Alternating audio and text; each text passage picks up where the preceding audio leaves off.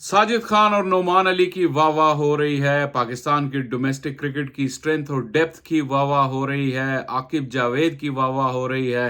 कामरान गुलाम, सलमान अली आगा, शान मसूद, इन सब की वाह वाह हो रही है।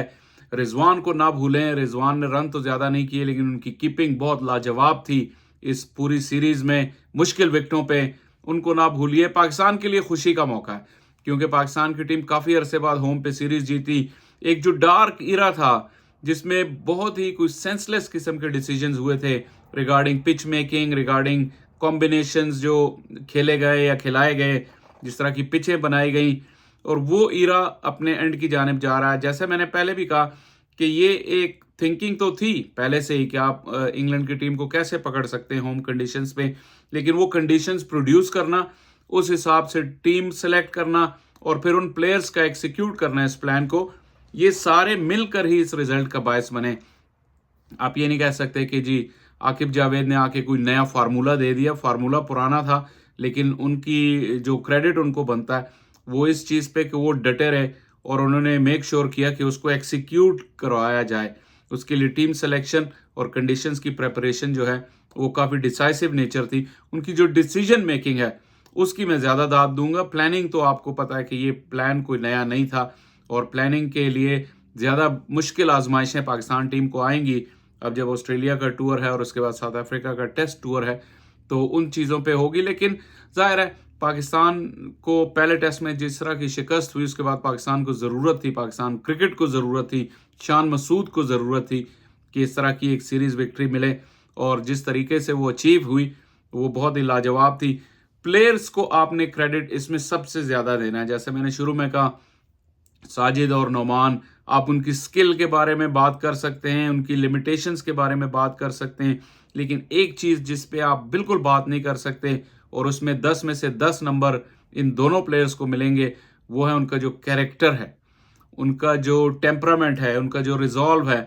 जाहिर है बरसों की डोमेस्टिक क्रिकेट खेल के वो पुख्ता हुए हैं, तो जब कंडीशन ज़रा सी उनके फेवर में मिली, ऐसा नहीं था कि ये पिंडी में कोई रैंक टर्नर नहीं था, कोई बॉल बहुत शार्प जो है टर्न और बाइट नहीं कर रहा था, सिर्फ थोड़ा लो बाउंस था, हल्का टर्न था, लेकिन उसके बाद उनकी जो स्किल और टेम्परामेंट जो उन्होंने दिखाई वो उसकी दाद जो है बनती है। क्योंकि जिस तरह नुमान ने पेस को चेंज किया, बॉल को स्लो किया, फ्लाइट के साथ, लूप के साथ किया, साजिद ने थोड़ा पेस से किया, बॉल रेव ज्यादा दिए, चेंज ऑफ पेस उनकी भी अच्छी थी, एंगल्स जो यूज किए, round the wicket, over the wicket, wide of the crease, closer to the stumps, ये सारा कुछ बरसों की रियाजत के बाद उन्होंने जो है उसको पक्का किया हुआ था, और जब स्टेज आई, कंडीशंस मिली, तो उन्होंने इसको एक्सिक्यूट किया।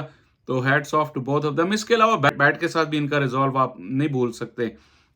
जो क्रूशल रन इन्होंने किए दोनों ने मुख्तलिफ टाइम्स पे सीरीज में, वो भी उनके कैरेक्टर का मुंह बोलता सबूत है कि कैसे जो है मुश्किल सिचुएशन में, प्रेशर सिचुएशन में इन्होंने जहाँ अटैक करना था अटैक किया। बैटिंग में बात कर रहा हूँ जो कि उनका मेन वो नहीं है, मेन डिपार्टमेंट नहीं है, लेकिन वहाँ भी उन्होंने जो गेम अवेयरनेस दिखाई, जो गेम की सेंस दिखाई और जो लेवल ऑफ स्किल दिखाया, वो बहुत ही लाजवाब था। थोड़ा पीछे जाएं तो कामरान गुलाम का डेब्यू पे सेंचुरी, उसका भी जवाब नहीं था। जाहिर है एक मरतबा फिर वो उन्होंने विंडिकेट किया कि डोमेस्टिक में जितने उन्होंने रन्स बनाए वो कोई फ्लूक नहीं होते, और वो नज़र आया। सलमान अली आगा अगेन वो प्लेयर हैं जो कंसिस्टेंटली परफॉर्म कर रहे हैं, bat ball in the field कहीं भी वो हैंडी हैं। और अगेन एक चीज़ मैं बार बार कहूँगा कि जितने प्लेयर्स अभी खेल रहे हैं और परफॉर्म कर रहे हैं, चाहे वो होम कंडीशंस पे कर रहे हैं, ये 6 टीमों वाले स्ट्रक्चर का प्रोडक्ट है। आप इस चीज़ से इनकार करें या जो मर्जी आपका आर्ग्यूमेंट है, फॉर्मर प्लेयर्स के साथ मेरा हमेशा इस बात पे मुतक्का लगा रहता है जब हमारी आपस में बात होती है कि वो डिपार्टमेंट के क्रिकेट को प्रेफर करते हैं, जॉब सिक्योरिटी और ये और वो सारा कुछ, वो आर्ग्यूमेंट टेकन। लेकिन in terms of competitive cricket जो 6 टीमों का स्ट्रक्चर था, उसने जो प्लेयर पाकिस्तान को दिए, उन्होंने टेस्ट लेवल पे परफॉर्म किया, उन्होंने अपने टेम्परामेंट से दिखा। मीर हमजा की मिसाल ले लें, Mir Hamza was a star performer in that 6 team event, और वो कुकाबुरा बॉल के साथ, हमेशा मैं एग्जांपल देता हूं, पहले 2 साल कुकाबुरा बॉल के साथ मीर हमजा की परफॉर्मेंस अच्छी नहीं थी।